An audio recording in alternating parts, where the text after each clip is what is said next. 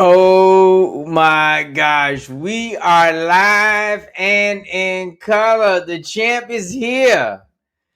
The champ is here. Thank you all for joining in today. We are live. Yes, Intimate Discoveries, Unveiling Connections, the podcast redefining the conversations around what it truly means to be intimate. This is not just another love talk. This is groundbreaking discovery, groundbreaking conversations around what it truly means to be intimate. And yes, this is a real life opportunity. This is a show where we challenge everything you thought you knew about what it truly means to be intimate. And I tell you, ladies and gentlemen, we are in for a amazing show. I have with me today. Hold on, let me do this here because yes, the champ is here. Oh my gosh! I get so excited when you all applaud me. I'm telling you, this is like amazing. But I want to tell you right now, I am so delighted to bring to you one of my good friends. Oh my God, we've known each other at least 20 years. At least 20 years. At Absolutely. least 20 years. Oh my gosh. And this guy, when you talk about smart, when you talk about class, when you talk about humbleness, when you talk about resilience, I got to talk about Reg. And so, without further ado, ladies and gentlemen, I'm going to give a round of applause for Reg. Ow! Oh, Man, yes. man, I appreciate you, man. That was a lot. But thank you, man. Thank you. Thank Yes, it was a lot. So what's going on, man? What is going on with you? you. Man, life is good, man. I can't complain. I tried it. I tried complaining. It didn't do no good. It didn't help. You It didn't help. know, it didn't help. So, so I just buckled down. You know, you roll with life, man. And so, man. But yeah, man, I'm doing good. I cannot complain at all. Yes. Oh my gosh. And I appreciate so, you for having me, man. I appreciate it. I really man, do. I I really, listen. I'm I was, honored. huh? I'm honored. I appreciate it. Man, Appreciate I'm thankful to have you here, man. To because it's been a journey for you. It's been a journey for me. I know, talking to you about my divorce. Listen, no, okay. So when I told you I was divorced, right? I want you to tell me what went through your mind when you heard that Frank and Janelle were divorced. Oh man, if you could picture um, a toss up between your jaw hitting the floor or your mind being blown, and that was, I mean, either one of those it was one of those things that was no, you lying. No, man, stop playing me. Where the cameras at? Who's punking me? I was like, no, not Frank and Janelle. No, no way. Um, Right. but man, as we talked a little bit, we have come to learn, with experience, with life experience, man. Things are gonna happen, man, and you can't control anybody. You can't control how people see things, how people perceive things, and how people feel things. So, it's one of those unfortunate circumstances. Yeah. Still, my mind was blown. Yeah, Still, yeah, because the thing is that like I was telling you, um it was a decision that she decided to make.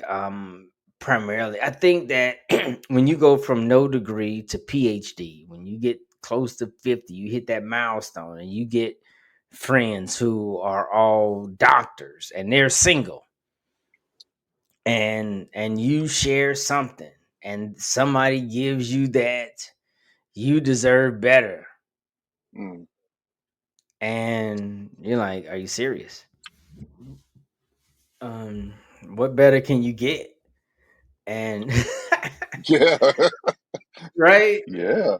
I mean that kind of parallels a couple of friends of ours who are going through the exact same thing, and not necessarily with degrees, but somebody's whispering in her ear. Now she's like, I've missed out on my whole life, and I'm like, but where are you going? right, I mean, what are you gonna at at late 40s? What are you gonna start over? I mean, yeah, right. it's and part of the problem, part of the blame has to be on social media. You know, Hmm. um, you know, the everybody has a perspective, and when certain perspectives keep getting pushed and get bombarded through every app, every avenue you can think of, you start to think, you know, Hmm. maybe there is better, you know, Hmm.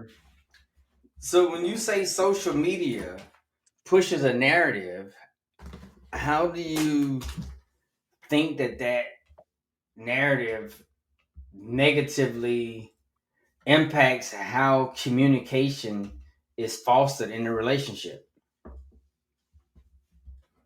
Um, And, and what I mean by that is I'm gonna clarify that a little bit because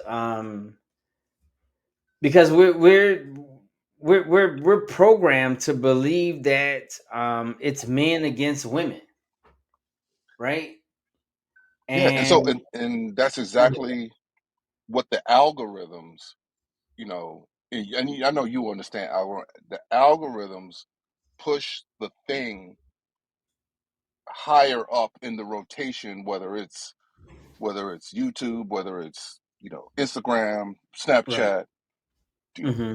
whatever. The algorithms, somebody figured out somewhere that conflict, contention, uh, beefs Hmm. draw more attention Right. than, hey, there's a nice married couple over there. They've been married for 35 years. You know, nobody wants to hear that. They want to Right. hear, you know, he cheated on her, or she's sleeping him, or you know, and that's the only thing that's in rotation. And when that is constantly in front of you, because we don't put our phones down that much, we Wow. live in the information age. Wow. Everything is on our phone. Wow. So we don't put our phones down. So you, if you're not combating that in some other way, then of course, we used to say, if you don't teach your kids, the streets will. Right. You know, Right. so same. So if you're not counteracting the negative message that is coming, or that they're seeing, eventually it's gonna overwhelm, and it's gonna win. We talked about that lion, the lion. That lion's gonna eat. The lion's gonna You know, eat. The the lion's lion's gonna gonna eat. eat. Reg, I'm literally about to cry right now. Tears come into my eyes, man, because like you were saying, the algorithms and knowing your background in IT and computers, in data management and some Microsoft computing and technology, and realizing that those algorithms, right? Like as you're talking, it's picking up information that when you open up your phone, it's feeding you stuff that is associated with your conversations. Yep, And so if you are having a troubled relationship, right? You're gonna be fed that kind of information. yep, And then it exactly. becomes a and then it becomes a spiraling process. And that if you don't if you don't um get off the roller coaster, right? If you don't put your phone down, if you don't get away to get therapy, if you don't get away to have conversations with each other, right? If you don't have that safe space where you can be vulnerable and tell your partner, hey, I'm feeling X, Y, and Z. I'm feeling this way. You could be just like me on this side of divorce, simply because Yeah, someone was unable to slow down the narrative that you deserve better. yeah, and it's one of those things that's been portrayed, I'd say, over the last 25 years, maybe 35. Where consequent the sort of everything sort of became detached. So you can do whatever you want, and it started with Mhm. children, right? Right. Your parents don't have the right to discipline you. You are your own person. You can do whatever you want, Hmm. and without the responsibility or the understanding that there are consequences to Hmm. actions.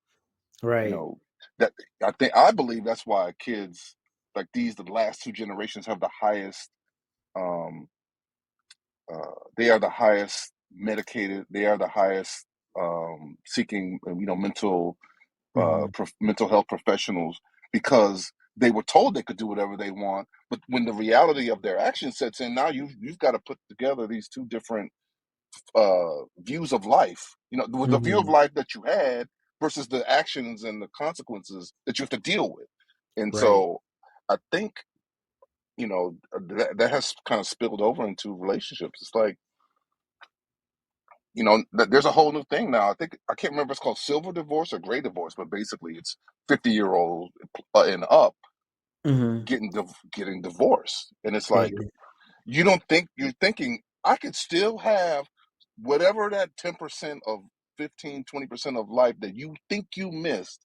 You still Hmm. think you can have it at any age, and it's like you're not understanding there's going to be a consequence when you break that relationship. You Right. know, there's going to be a consequence when you try to hit the There, dating market. there's going to be a you know, consequence, and there's going to the be a thing about it, consequence. right? And the thing about it is that you can control your decisions, but you cannot control your consequences. Man, I was just telling somebody that today. I was like, you cannot control your outcomes. You cannot control your consequences, and so a lot of times that's we get in situations and we try to negotiate our consequences. No, you cannot negotiate now. No, you Right. did this, and here is the consequence. Yep. I'll tell you today, right? So I'm helping out with the election, and I've been helping homeless individuals vote, That's a right? good thing. That is a good thing.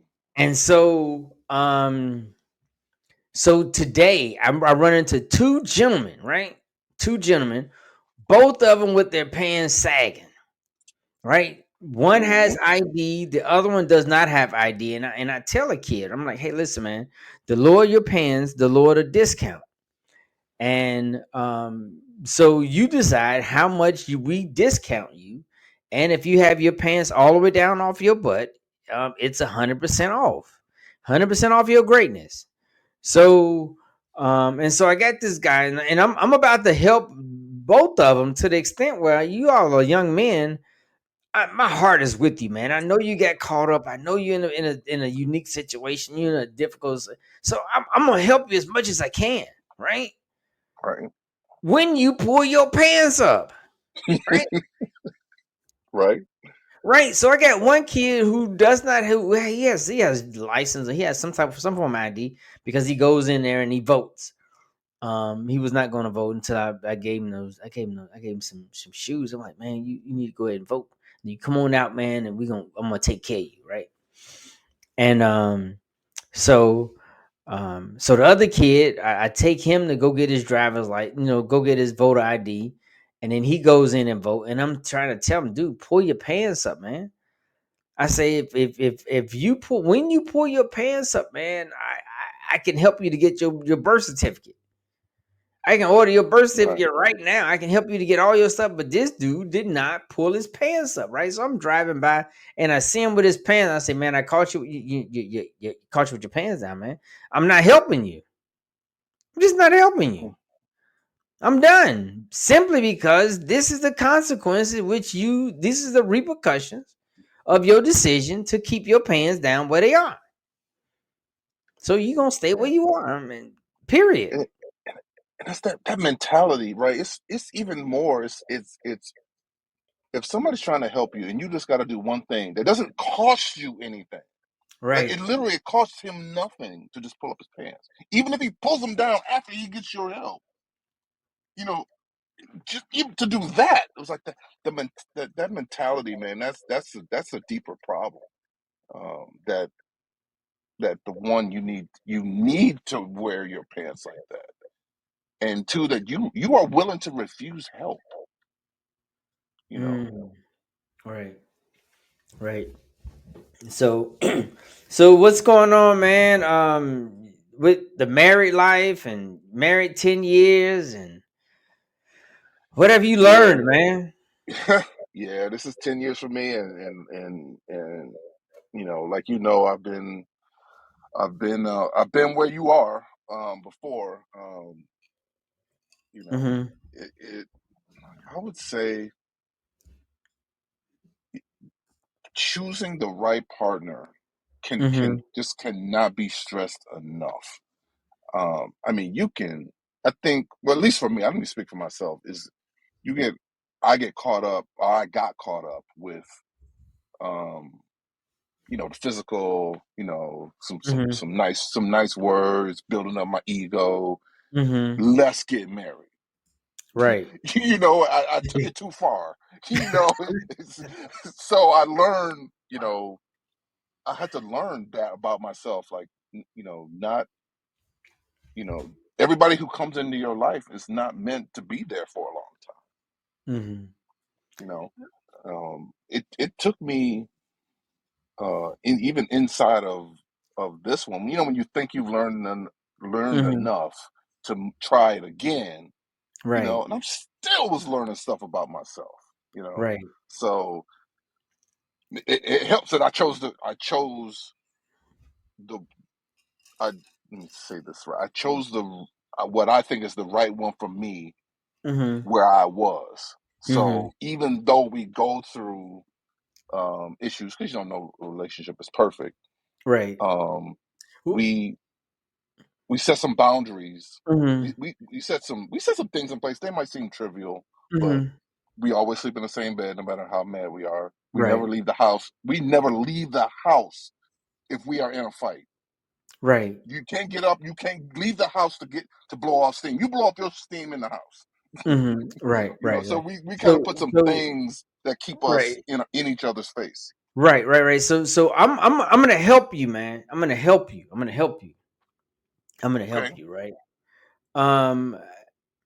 So um. So what happened for me? Janelle, she's a licensed marriage and family therapist, and so while I was in Okinawa, Japan, I was working. I was studying so that when I retired, that Janelle and I we would do um, couples retreats at our cabin in Blue Ridge, Georgia. Because we bought a big house up in Georgia where we would take couples up there to do Wow. retreats and help it on their relationship and stuff like that. Right. And so in doing that, at when I decided to go to Okinawa, I had to just beat an attack on my career, the final attack on my career, and as a result, I was able to stay in the Navy, um, and so I can either go to Atlanta or I can go to Okinawa. So I chose to go to Okinawa just in case I decided to stay in the military, and Janelle was going to stay in Charleston to build her practice, and so when I came back, everything would be good to go, right? Right. At that time, she decided that she wants to have this rekindle a relationship with her ex boyfriend, right? the guy that she was dating before her and I got together, right? Um, and That unbeknownst to was a me, long that time ago. yeah, oh yeah, this was like 20 some years ago that they, Yeah. they've been in contact with each other. You can't tell me that somehow or another he just pulled up and just saw you all of a sudden. No, yo, you guys have been talking um for a while. Right. And so so there's no secret to how that happened, right? You know. And so so I'm in Japan, and she sent me this book, She Comes First, and I started studying. And in the part where it was talking about fellatio, which is fellatio, and so it was Yeah. talking about making sure that your hands are clean and your mustache and beard is groomed, or you don't have a mustache or a beard, which I understood why white guys don't have mustaches and beards. Right. Right. So or they got a full beard, right? You get all the way on, all the way off.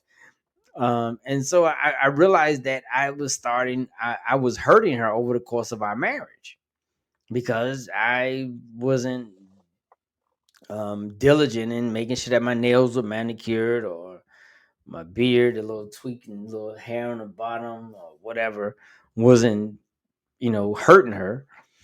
And so I started doing some math, and I was like, oh my gosh, if I did that just twice a month, then that's about 480 times that I did that to her, right? Hmm. And blowing her off, or you all having an argument, right? You've been married 10 years. That's 240 arguments that you and your wife has had. 240, Right. Right. right? And so what can we do to stop the numbers? Right? Because everyone has a number, and like I said, there's gonna be one moment where folks like, you know what, I can't take it. And so I started studying clinical sexuality. I got sex certified as a clinical sexuality coach and master sex expert, with the intent that although she was having this affair, I was coming home and we were going to work on our marriage, right? Because I like, you know what, I was wrong. You know what, I missed it, right? Right. So I'm gonna allow this to go on. And it was, man, it was painful.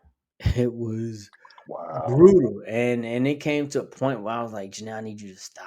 Can you stop, please? Oh my god, I can't take it. And she was like, well, we can just end the relationship. And I'm like, are you serious? Right. So I persevered through all this stuff, right? And then I come across this definition about intimacy, and I was reading this article. Let me see if I can pull it, but I'm not gonna pull it right now. But in reading the article, it talks about intimacy as a level of commitment. They define intimacy as a level of commitment and positive, affective, cognitive, and physical closeness that one experiences with a partner in a reciprocal relationship. And I read this thing over and over and over and over again till it clicked that reciprocity is mandatory. Reciprocity. That's the word. And when it came down to like, hey, what are you thinking? And I mean, so when your wife asks you, hey, Reg, what are you thinking? What do you normally say? Um, it depends. I'll ask her like, what are you Right. talking And then about? You know, right. because I don't want to unload on about work if she wants to know what am I thinking about dinner. You know, Right. so Right. I kind And of have so to set a parameter. You know. so first thing you do is you set a parameter, right? About Right. what you talking about, right? And so Right. what I discovered is that now that is okay to do that.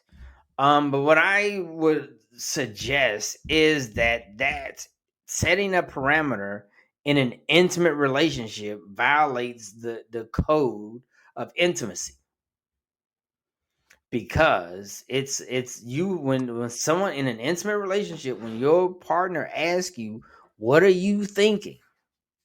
you are required to go down on the inside and pull out what you were thinking and share it in a positive way.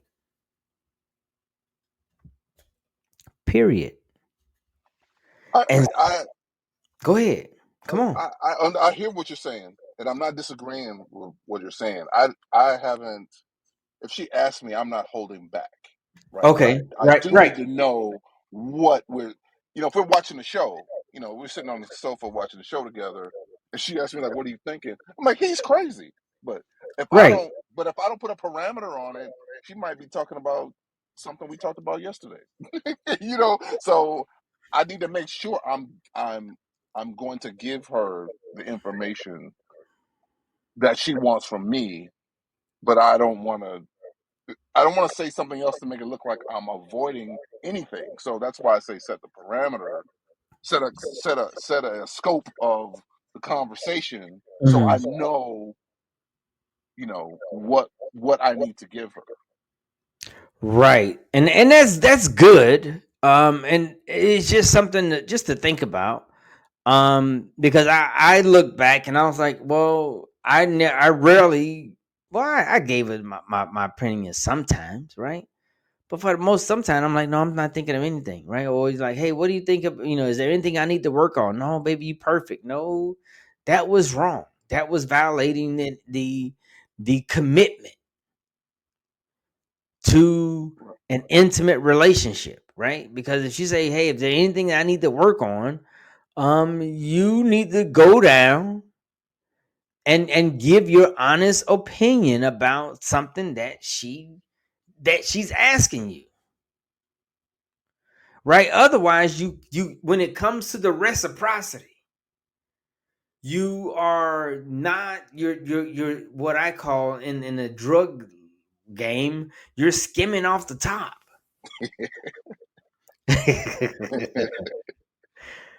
No, Right. I'm tracking. Um, Right. when Go she ahead. asks me, she'll ask me those, questions like, "Hey, do you like this outfit?" And I'm like, I'll tell her, "Nah, not that much." Or, um, she'll ask my uh, opinion about something about one of her friends. Right. I think you need to stay out of that. That's going to be a mess. You don't want any parts of that. So you should probably Right. stay out of that. Right.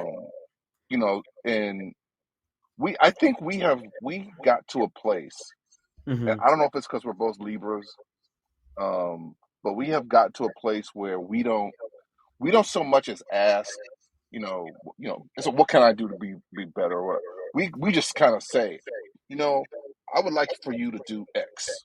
Hmm. I need you to stop doing Y. And so Hmm. so when we do talk, it's like, well, it might have been some instances where it's, well, I asked you about X and you still did it. Okay, I got you. My bad. I'm sorry. Um, or vice versa. So we don't necessarily have those, um, how can I be a better partner Hmm. conversations. We Right. we just kind of say the things that we need from Right. from the Right. other partner. Right. Um, So, what? mhm. Go ahead. Yeah, and so you were saying that the relationship isn't perfect, right? Well, because no relationship is perfect. Well, no relationship is perfect. However, you can at least get in the 90s, right? Yeah. Oh, I didn't say we were No, no, no, low. no, no. I'm not saying that. No, I know that. No, I always like saying that, right? Because I'm like, I'm not. I always say, I'm not a perfect dude, right? But I can get in the 90s. I can get in the 90s Yeah. because Right. the thing is that the other part for me was that the affair bled all the way over into my house, right? Yeah. So I would see the guy coming in and out with the laundry basket. He come drive down with dirty clothes in his car and washing clothes in my house. And let me tell you something, man. Let me tell you something. And so I came back from Okinawa, Japan, right? Knowing that this dude was in my house. And so, of course, one of the things that we did was, I'm like, you gonna have to buy a new mattress because I ain't fucking around and some bed dude been in my bed, right? I ain't doing that. Facts. But right, so I ain't doing that shit right now. I'm just not doing it. Yeah, there's a And limit. so, There's a limit. right, right. So we get that out. But I go into the laundry room, right? And when I left 2 years ago, right, the soap tray, right, was clean. So I come back and the soap thing is dirty. I'm like, are you serious? The little things, some little things, man. There's some little things. It was the look, man. It was crazy, and I could not bear being in that house. Which is when the divorce came about. I was like, listen, you can have both houses because you leave the house and again, both the houses in my name, but if you leave that house down in Charleston, it's going up for sale immediately Hmm. because I don't want it. Um, and so it was just, and let me say this: I don't want it if you're not in it. Right. Right? If I'm by myself, no, I don't want this thing. I don't want it. But the thing is that I'll go, and this is what really helped me, right? Because I'm watching this dude going in and out of my house, right? And then I saw um the mere fact that everything that I was passionate about in the house, he was not doing. All of the arguments that we had about in the house, he was not doing. Everything that I um had stood on, right? Hmm. As a man, Right. what was going on with her and in the house, he was not doing. And as a Give me a result, give me an example. okay, so he didn't mow the lawn, Okay. right? He didn't cook. He didn't freaking pay the bills. He didn't when it came to her business, he wasn't in there with her and her talking to her, trying to help her with her business. Um, However she wanted the house, it was the way it was. And he didn't say anything about it, right? Hmm. Okay. Okay. And to the point where he could challenge his manhood. Well, I want the house to be this way.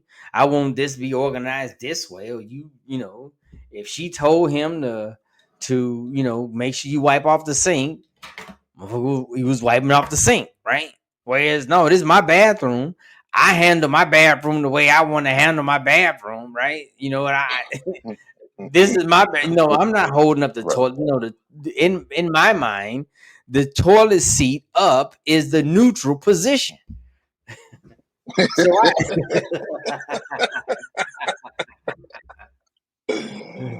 So what I need you to do when you finish using the bathroom, I need you to raise the Put- seat back up.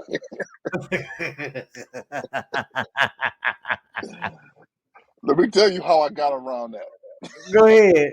I got four full bathrooms. I Yeah. bought soft close toilet seats. So Hmm. now when I'm done, I just swipe it. It'll close in 20 seconds or 30 seconds or however long it takes to close. I don't have to stand there and lower it. Right. So it makes everybody, it makes it easier on everybody, So man. I you have to. sometimes It swipes. It goes up and down. say that again. So what happens with the toilet again? So it's a soft close uh, lid and seat. So all you do Hmm. is start the down process, two fingers. It'll Oh, slowly close. You right, don't have right, to sit right. there and hold it. I can wash my hands, and this thing's Right. still trying to close. So so I don't have Right, to, you know. right. So Right. man, I believe that I've had some level of success. I can't complain, but I could use Mhm. some of those resources to make things easier on everybody. Right, So I just try to if I can see a little thing that would help her, and it don't have to mean nothing to me. right. But if I know it helps her, I try to do those things. Right. And that's beautiful, man. And that's, that you are going in a really good direction. So I talked about this definition, right, about intimacy. Right. And then I learned that there are four variations of intimacy, right? Do you know what those four variations are? I do not. Oh, okay. And so you've been winging it for the last I've 10 been years, I've been right? winging it all. That's what So I'm saying. I know, but and we're getting ready to help you, right? So there are four variations of intimacy. There's cognitive intimacy, which is just exchanging thoughts, just sharing one thought with another person. That's it, which is the lowest form of intimacy in a reciprocal relationship. It's a commitment. So, when, like, let's say, for example, let's say we're talking about grits, right? And you are you a sugar or a salt and pepper person on grits man, you can't put sugar on grits at all. at all? Salt and pepper and some butter. I will go to war.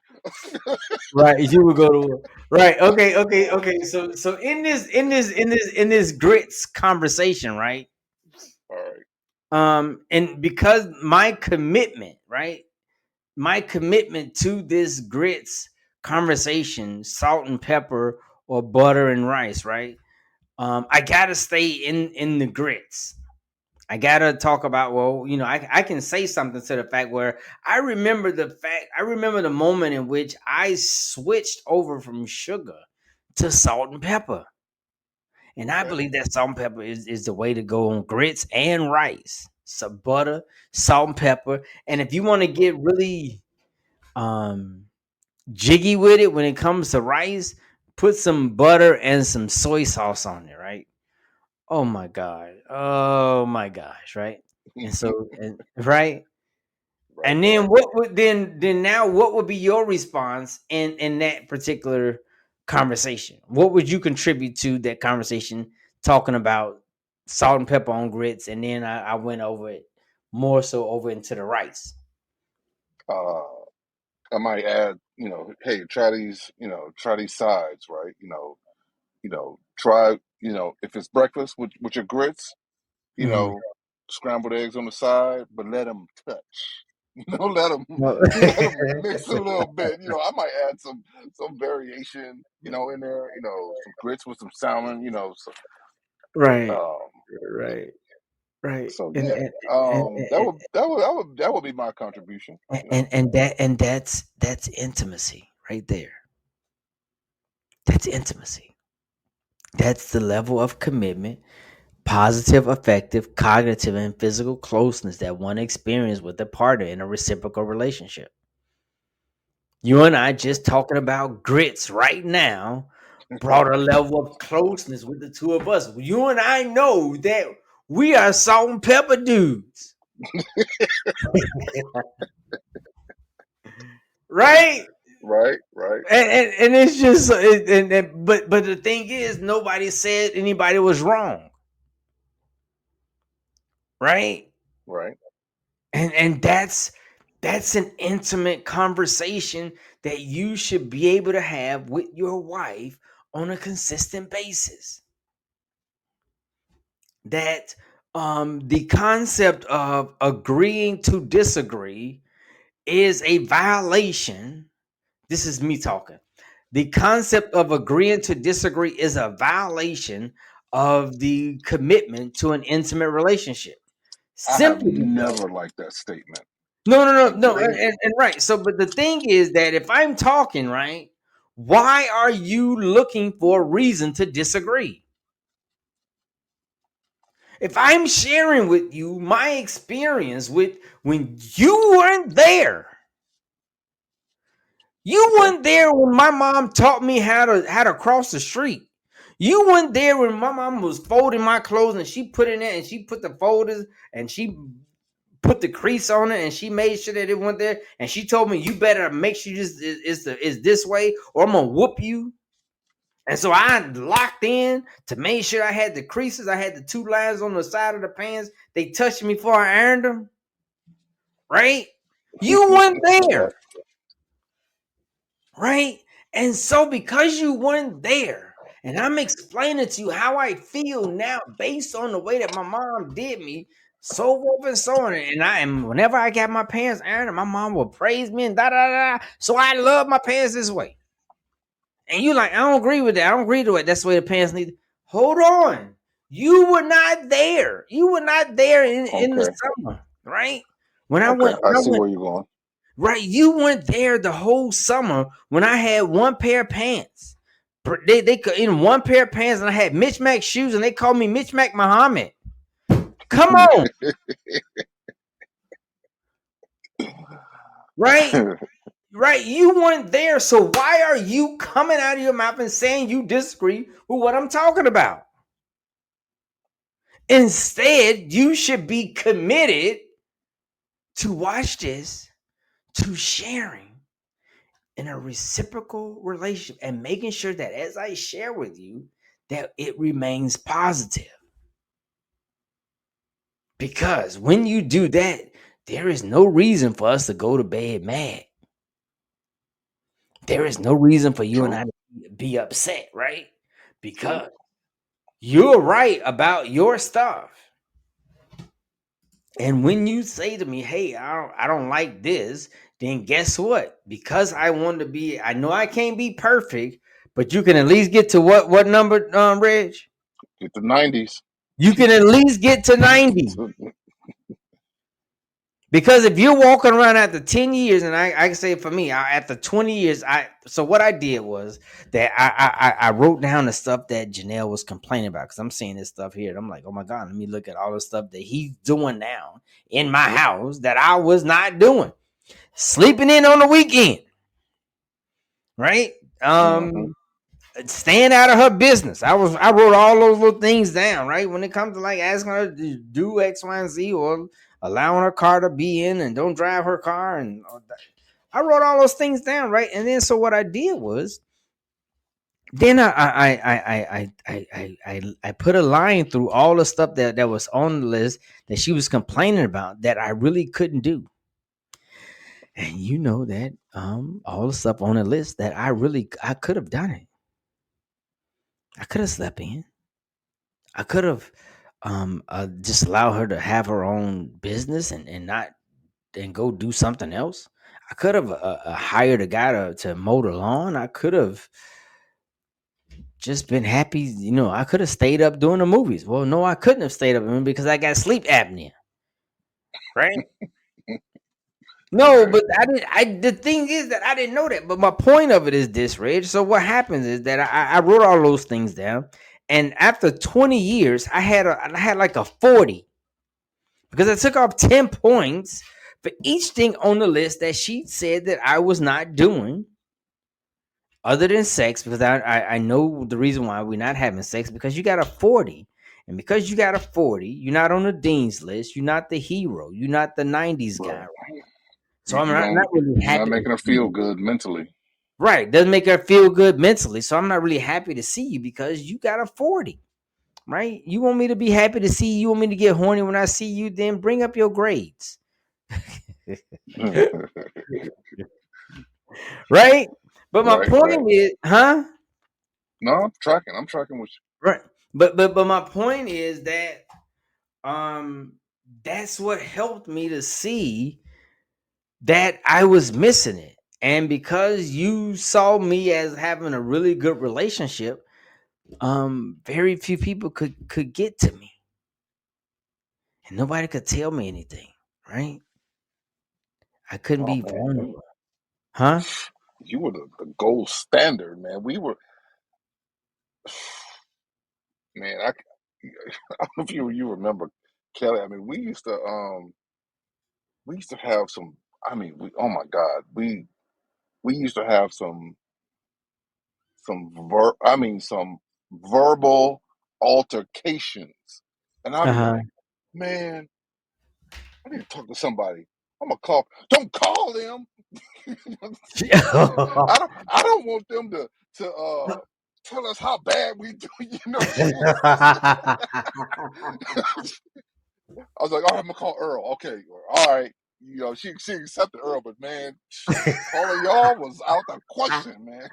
Oh my gosh. He was like, no, they are two. They are at um, Hezekiah say, um, got me running to 100 because 99 and a half won't do. We had y'all at Yeah. 99 and a half. We was Wow. And you're right, man. You're right because um I I I was doing my best. I did. I loved Janelle. I loved Courtney and Najee. And let me share this part here, right? And I was dominating in the area of being a good provider, right? I was doing that thing. And I allowed Janelle to manage the money however she wanted to do it. Because my thing was that if we have money problems, it's on you because you spent the money. And then if we have money problems, then it's on me because I shouldn't have trusted her with the money like that. And so it kind of worked out, and she was good at it. The thing is that for me, what I realized, Reggie, and it's about to get deep, right, is that I was emotionally numb.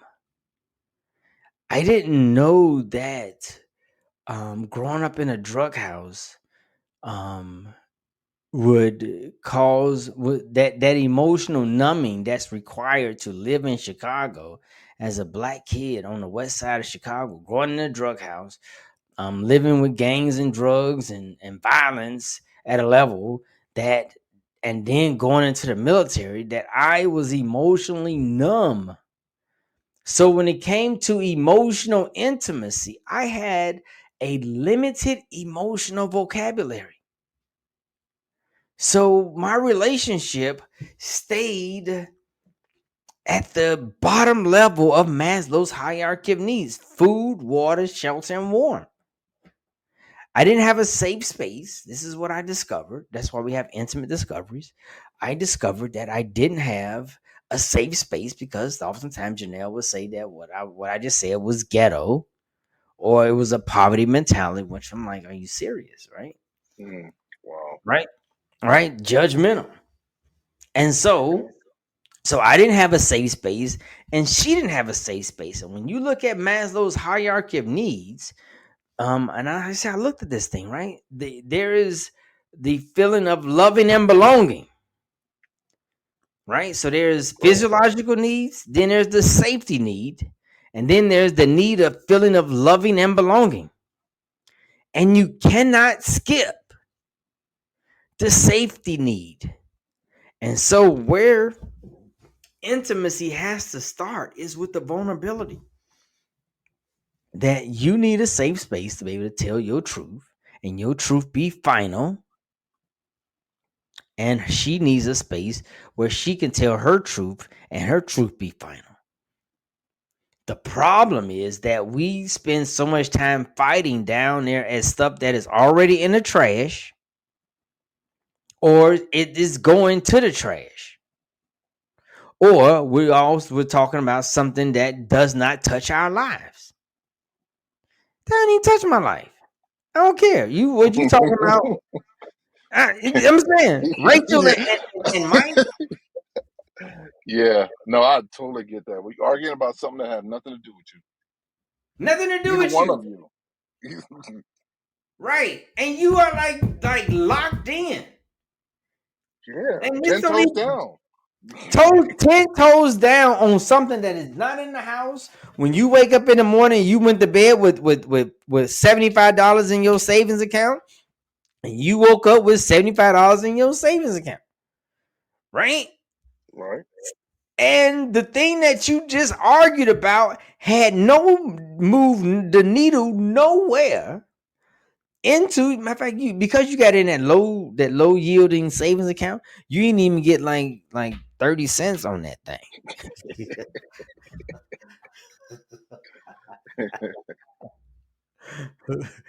Right. My point of it is that if it's not touching your life, her life, for the most part, her experiences is never gonna touch Reg's life. So yeah, baby, you absolutely right. Everything you just said was right. What you're about to do with your car is right. Period. And then once you do that, man, huh? Hmm. Talk to me, Reg. No, you nailed it. You nailed it. Um, one of the things that like I tell you, I've been winging it, but I think I've been a pretty good observer and a pretty Mhm. good student of life, and I think I've been pretty teachable, even if I have to Right. teach myself. Hmm. So Right. um, I try to, like you, try to be the provider on 100 because Hmm. I know I'm gonna fall in some other area. So provider got to be on 100, right? Right. That's the one. That's the one thing. It's that's the thing that I don't even have to try to do. It's just my nature. So Just your nature. Right. just So my nature. right. Um, so many people have gotten over because of my that's my Right. nature. Right. you know, Absolutely. And so here's the thing, Reg. Right. Your wife. Right. Does your wife work? she works.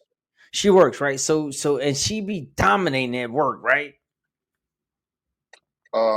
Man, I can't even tell you. It don't even make no sense, right? So my wife is Colombian. Mm-hmm. We've been married for 10 years. Mm-hmm. She's been here for 8 because it took 2 years to do the visa process. Mm-hmm. First 3 years. Now, in Colombia, Mm-hmm. she when I met her, she had um, she was managing a hospital, Mm-hmm.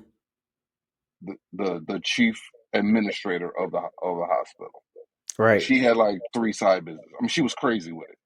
So she Right. comes here, and it took her like 2.5, 3 years to find a job. Mm. But so she was doing volunteer work in the meantime, messing with her Mm-hmm. friends. When she started working, they don't understand that they got who they got for how much they pay. Mm-hmm. They got uh, they got a CEO for the mailroom price. Wow. Mhm. Right.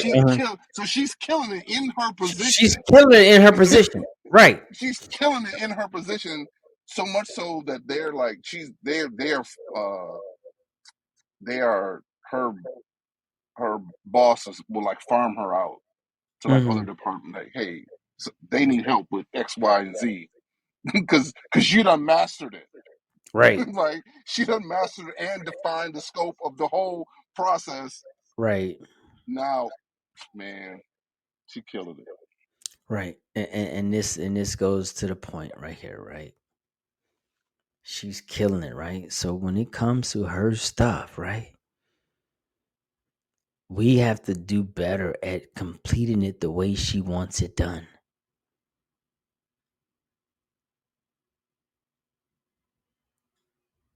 I agree with that. Right. So, as elite as you are, and I try to teach men to grasp this elite dude concept, right? Because here you are. How old are you? What 50? How 50? What 50? 54.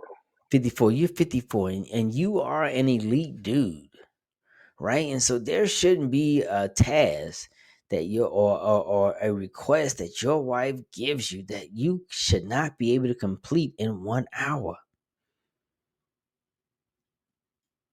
Period. I agree with that. And if it's taking you more than 1 hour to do it, you need to go back to her and ask how. Hey, it's it seem like I'm missing something. Am I doing this the right way? Because I should be. It's 48 minutes going on. Now I got 17 more minutes to complete this thing, and I need you to help me. How do you want this done? And because when you're able to complete that in 1 hour, right? You end up making a dean's list, right? And she's happy to see you, right? And you know how it is when kids come home with good report cards. You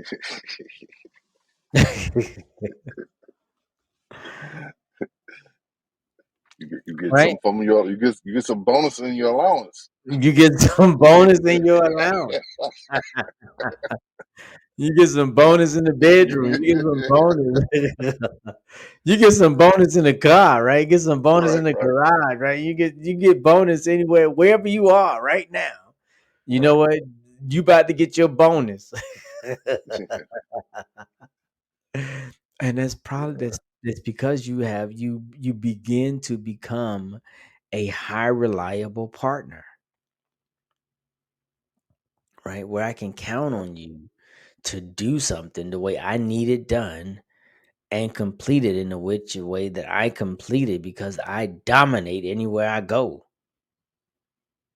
That's one of the reasons why you got this phenomenal woman on your team, right? Right. And so here's another thing that I learned too, right? That a woman has 14 arousal zones. Did you know that? I don't think I knew that. Okay, all right. So your I wife, probably know of probably more than half, but I didn't know there were specifically 14. there are 14 arousal zones, and then there are 5 erogenous zones in the vagina. I knew Hmm? that. Huh? I knew that. You knew, so you know all 5 of them? Uh-oh. No. Don't worry about that. Don't worry about that. Don't worry about that. How you wanna this is kid friendly? No. No, but no, but the point is that that I didn't realize that the brain was the biggest arousal zone on a woman. Her feet, her neck, the back, the nape of her neck, the nipples, the inner thigh, the back of the thigh, the knee, back of the leg, Mhm. her elbow, her wrist, her fingers, her hand, right? Her Yeah. forehead, her hair. We can keep going on and on. Or any place where it tickles when you touch is an arousal zone, right? You just got to Right. touch it in a nice spot, right? You just got to touch it with the intent of helping somebody feel good. And that is something that I also missed because I only really focus on 3 things, right? The 2 nipples and Yeah. the box. Mm. Not realizing that when you sit there rubbing her feet with the intent on bringing pleasure, that there's a different way to rub those feet, and your hands don't get tired because you about to go from glory to glory, right? Yeah. You're right. Right? Yeah. Yeah, and so again, going to so we talked about intimacy. We talked about the level of commitment, positive, effective, cognitive, and physical closeness that one experience with a partner in a reciprocal relationship. We talked about cognitive intimacy. Then there's emotional intimacy, which is deeply rooted in self-disclosure, right? And sharing feelings one with another person, right? And then Mhm. there's sexual intimacy, which is choosing to, being attracted to someone and choosing to share one's body in the form of touching, kissing, and sexual activities. And then there's spiritual intimacy, which is just sharing thoughts on religion and morality, right? Right.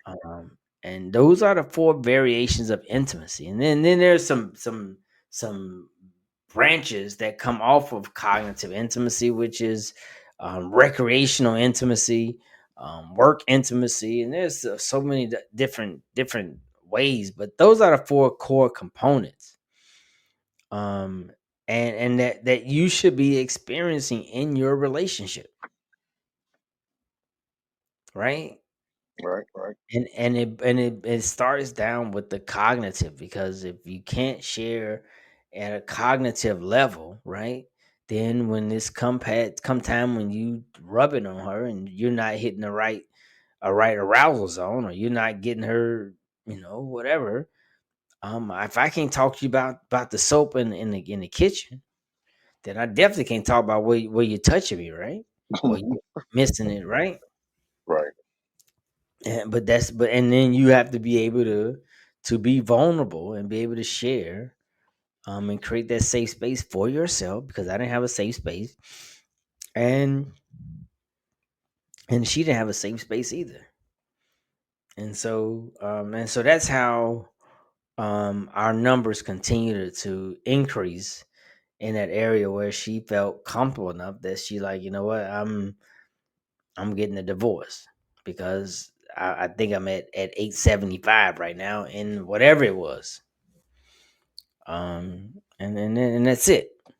So, oh my gosh, that was a lot, Reg. Man, man, as always, man, you full of information that you can make practical to the lay Mhm. person. Man, that's man. I appreciate you, man. Definitely, most definitely appreciate you. Thanks, Reg. I appreciate it, man. I'm a, I'm gonna go home and give my wife some cognitive loving. Right, and like I say, what the thing what I would do while you're away right now, Reg, I would say to write down the things that she complained about, right, whatever it is, write it down, Mm, right, and begin to clear off the list. Clear off the list. mm, Get on the dean's list. Get on the dean's list, right? And so before we get off this thing, right? I want to see if I can go down here to this thing here, right? So one of the things that I looked at, Red, there was a study of 555 women, and they asked them, "What is the easiest way for you to have an orgasm?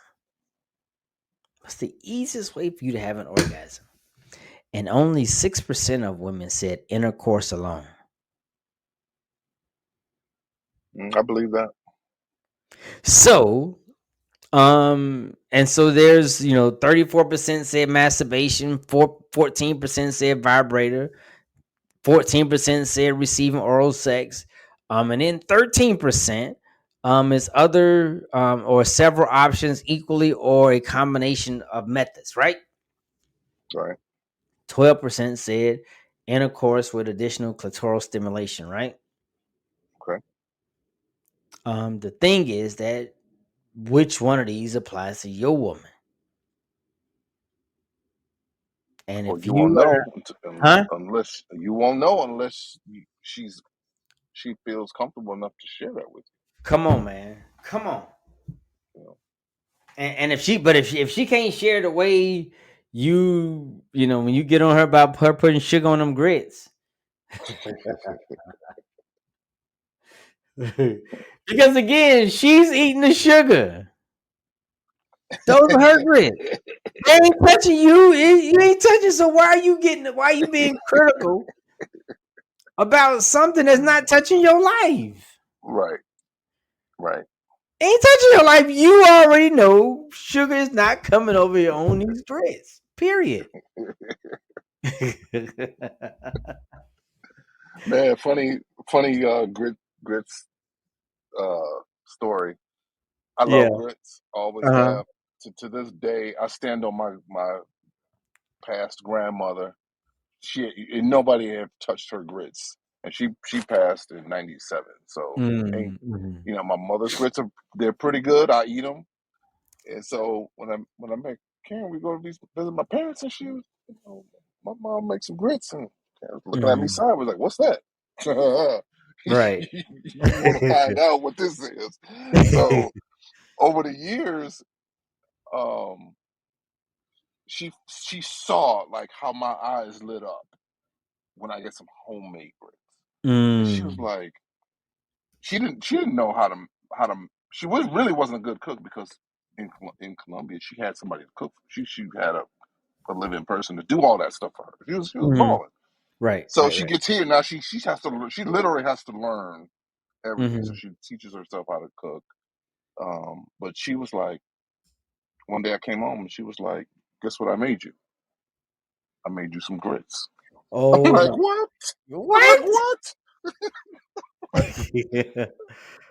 And man, you want to talk about I ain't never leaving her. That was that moment. I ain't never leaving her. Right. You know. So yeah, man, Oh my just that that reciprocity.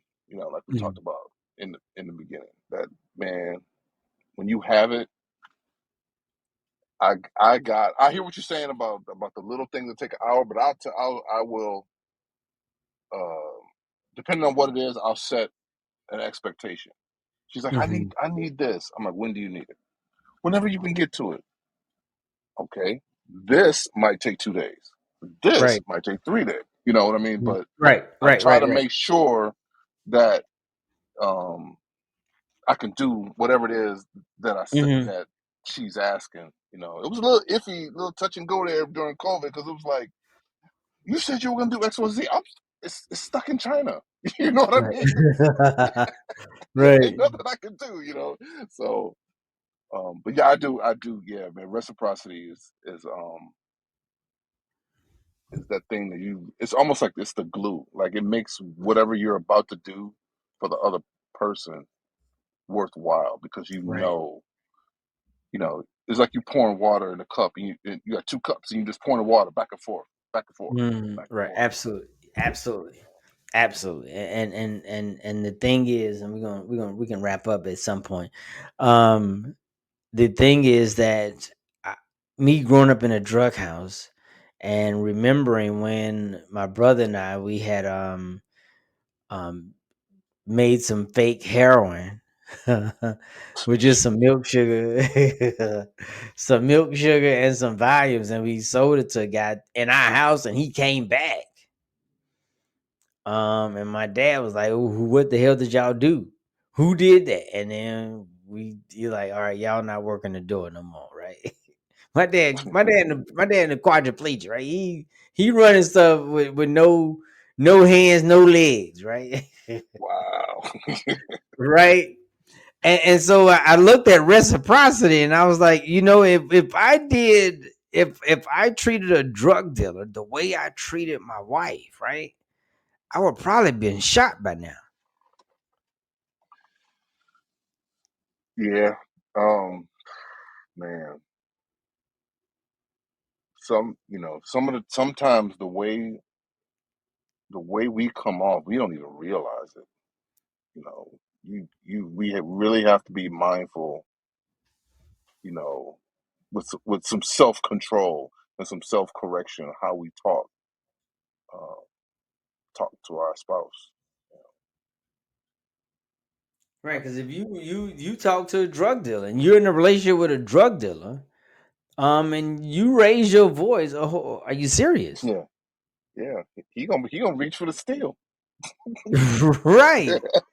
Right. You mean to tell me that I we talked about you going down the street and you selling all of this and you coming back with $300 or $3,000 and you came with 2750? Are you serious?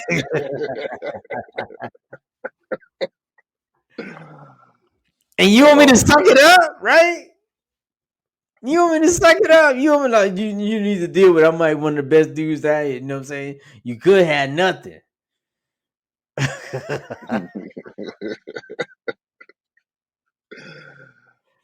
Right. Oh man.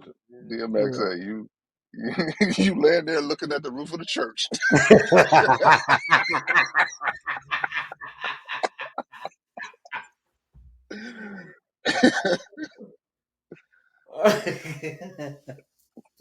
Right, right, Man, right.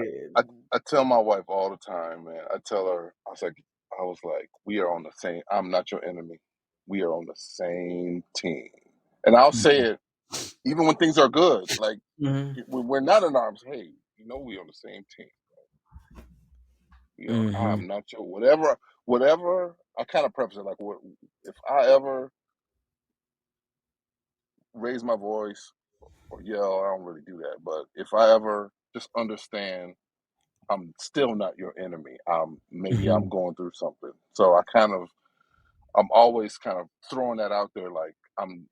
Don't look at me as the enemy, and then you don't, and then however I respond, or however I say something, you don't have to respond like Mm-hmm.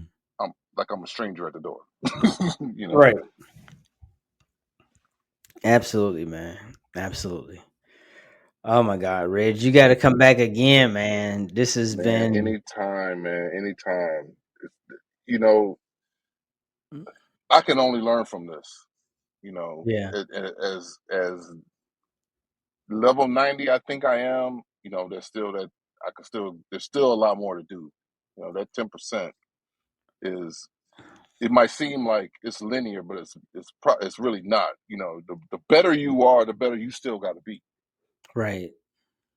So man, anytime, man. I definitely appreciate you, man. I started going through some of the older episodes, but the time frame that we had set up, I didn't have enough time to go through everything. But man, I'm working my way through them, man. No, but the Definitely working thing my is way that through. I wanted you to, I remember I told you I wanted our conversation to be raw, where you and I, we can catch up and then we can begin to talk about, um, where we are now and how, helping you to see, to see what I've learned, right?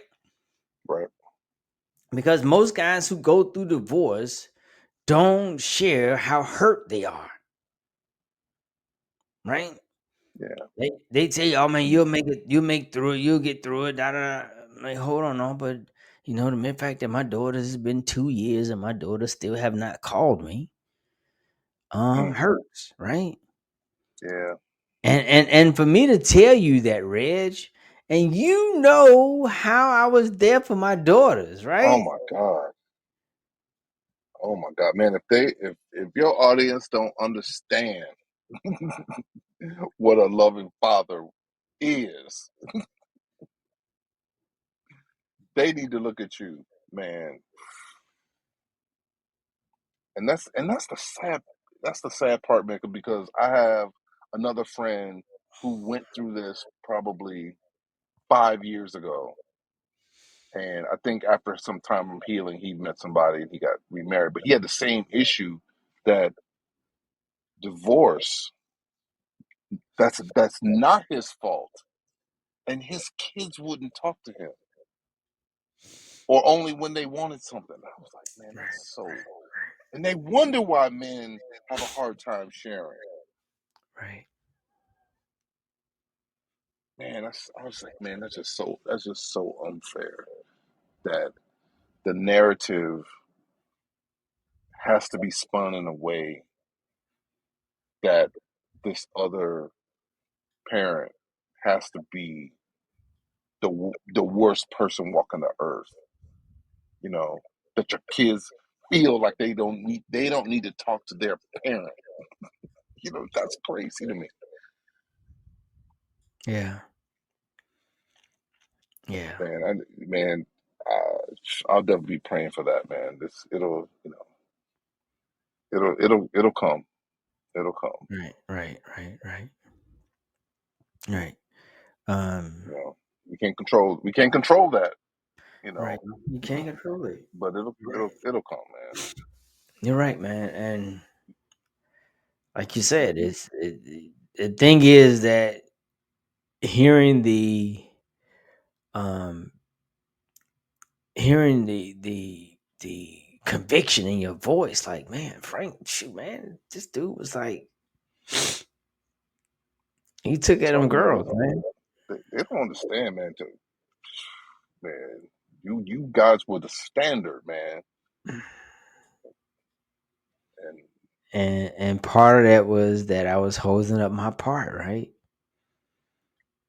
I was holding up my part.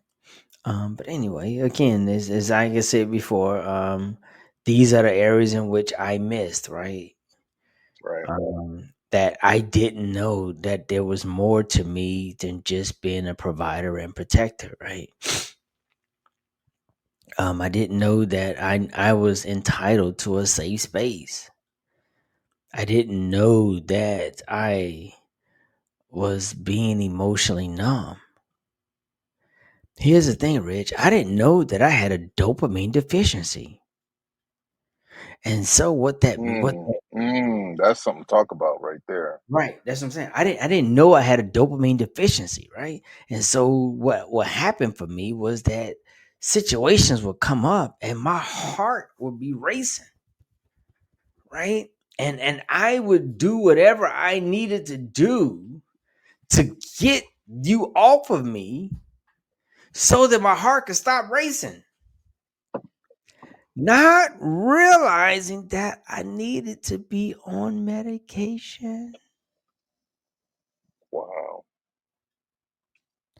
I didn't know that until, right, 18 years in Wow. the marriage. Right? And then the psychiatrist took like 2 years to find the formula that would keep me on even keel. Oh, Right? So we went from one Wellbutrin to two Wellbutrin to three Wellbutrins, right? From Celexa to Zoloft a half a pill, right? right. I didn't know that.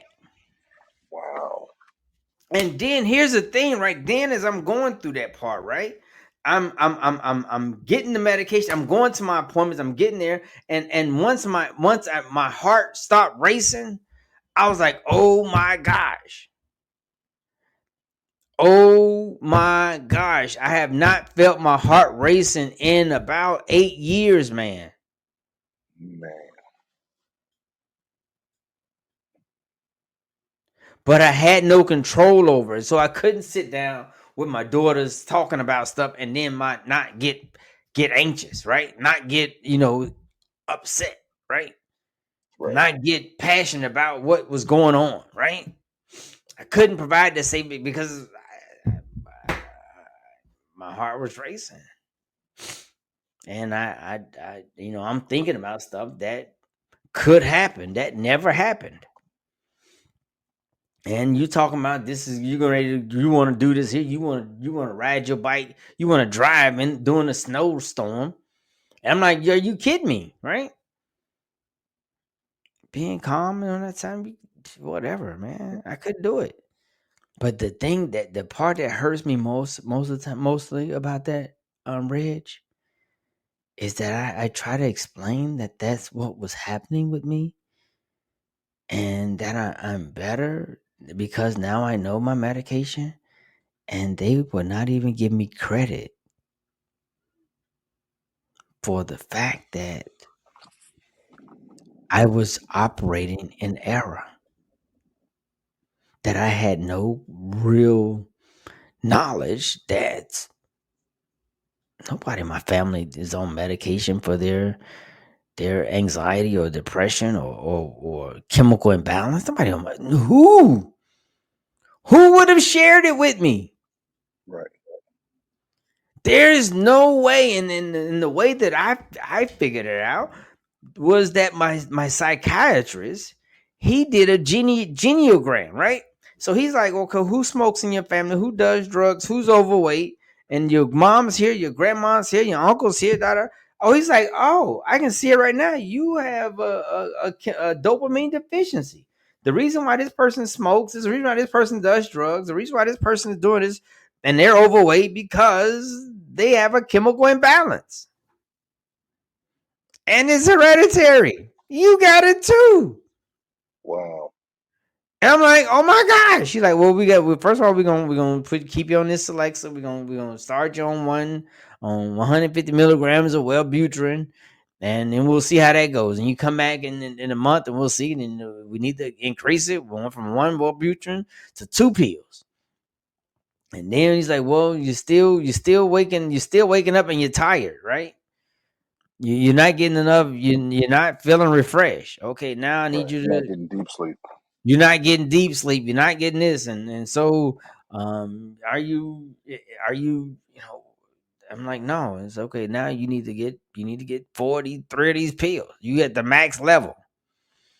And now this one is not working, so we need to take you from this one to put you on Zoloft. And then you don't take a whole pill because the whole pill will put you in a whole because you ain't at that level. But so we need to give you a half a pill. I think that kind of tweaks it. And you're working out fine. I've been on that for a while, man. So but anyway. Man, I have to believe that everything that happened before you knew about the imbalance Mm-hmm. had to be perceived or received as some type of trauma. Mm-hmm. As that, and that's why they put some distance between. So it's like, yeah, I had an issue and I fixed it, but they still might be hurt by what they received Right. as a Right. trauma. Right. And So, that's understandable, right? right, That's understandable. Here's the thing, right? That I never cursed you, right? And I know that trauma doesn't have to necessarily be cursing or whatever. right, Um, I never really, I don't think that. Well, let me say this here, right? Najee was telling me about this traumatic experience that she had when um she was on the cheerleading team, right? And I wanted her to learn how to do backflips. And I'm like, listen, what I want you to do is I want you to do a backflip over the back of the couch. And she didn't want to do it. I'm like, come on, lady, listen. All I need you to do is just we flipped on P mattresses, right? right. Right? I'm like, just get at the on the top of the on the back of on the arm of the couch and just lay over and put your arms down and then flip over. You can't do that. That was traumatic. I'm like, you know what? Wow, All right, amen. wow.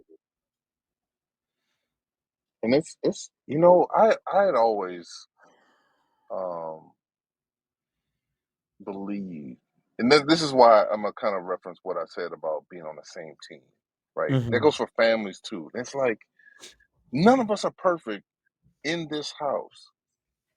So if something that you, I don't want to diminish it by saying that you perceive as bad, but if if you if you are observing something and taking it and you are negative, you're processing it in a negative way. So it Mm-hmm. becomes sort of a trauma for you. Mm. But you should understand, at least, yes, this thing is happening. It may be intentional, may not be, but understand that we are still on the same team. So I've Right. always kind of felt like there should be some level of grace. Like, Right. Dad, Right. you hurt me. You hurt me that one time, and I still haven't forgot. But I love you. It's Mm. like, I mean, unless we're talking about the worst abuses, I don't need to say it, but unless we're talking about Right. those, there should be Right. some kind of level of grace. You know, maybe I Mm. talked to you. Maybe I came home one day and I was short because I had a lot on my mind. But Mm-hmm. but one day out the month, I don't get the grace. I don't get a Right. like. Okay, Dad, have a bad day. Or he had a. Right. I've always kind of felt that that's what that in the ideal circumstances, in the ideal and the rose colored uh, Hmm. glass view of the world that, you know, there would always be some level of understanding first, right? That's Right. given first. Like you shouldn't. There's no way this should be 2 years, man. I just, man, I can't even imagine over being just the Right. best man that you could be, Right. and because mom decided she wanted to do something else, you are being punished. That's not fair, you know. So, I, where, you know, even with I go through that with my son. I'm like, where, you know, I wonder, like, where is the grace, you know, for all that Mm. I have done and continue to Right. do and have, Right. you know. Now I will say with him, maybe I've had a little bit of emotional. Um, I don't want to call it detachment, but it's almost like you keep trying and somebody keeps pushing you away. You keep trying, somebody keeps pushing you away. So you kind of just, okay, where you push me, I might want to stay here for a minute, Right. you know, so Hmm. you don't keep pushing me, you know. So Right. I kind of wrestle with my emotion with him and our conversation because, you know, you don't want to say the wrong thing, you Right. know, but you still want to be present and Hmm. involved. And it's just Right. like, oh, you want to talk about mental gymnastics? But it shouldn't Yeah. be because I haven't been given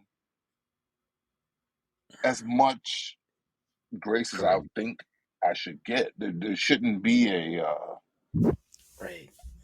that that that wall. You know, there shouldn't be. You know, whether it's made out of bricks or it's made out of sand. You know, it shouldn't be this Hmm. this um, this thing blocking or Barrier. Right. preventing a deeper relationship. You know, Right. Absolutely. man, Yeah, we can talk man. about that for another 3 hours. I know, right? I know, but right? Yeah, absolutely, absolutely. So, you are not Cat Williams, right? So we are not going to be on here for 3 hours, right? So, so what we'll do, man? We gonna wrap it up, man. Again, giving you a round of applause, Reg. Thank you so much, man. Thanks for having Uh, me. Thanks for having me. great conversation, man. Great. I'm just thankful, right? I'm thankful, and I often, at this moment here, I come on and play my part here, and just say thank you, Reg, man, for coming in and sharing, reconnecting with me, a friend of over 20 years, and where we are right now, we just picked up where we left off. Man, Um, that's it, man. That's that's it. We, you know, nothing has to of that real friendship, yeah, man. Time and space don't mean nothing for that. right, Don't mean yeah, nothing for that, man. Right where we left off. right where we left off, man, and so. As we always say, man, I love you, man, and I'm happy. I'm happy for you. And until next time, Hey, right? man. Hey, I appreciate you, brother. I appreciate you Always, too, man. man. Absolutely, man. We gotta do it again, man. We gotta do it again. Absolutely. I'll get you on the schedule, man. Somebody needs to hear it. Somebody Absolutely. needs to hear it. Yes, yes. Absolutely. All right, Reg, man. We going out, man. Again, this is Champ Frank, your host, Intimate Discoveries, Unveiling Connections, a podcast where every episode is one step closer to you experiencing a closer and deeper relationship. I am your host, Champ Franklin, and we are out. Thanks, Reg. Appreciate you. Thanks, sir.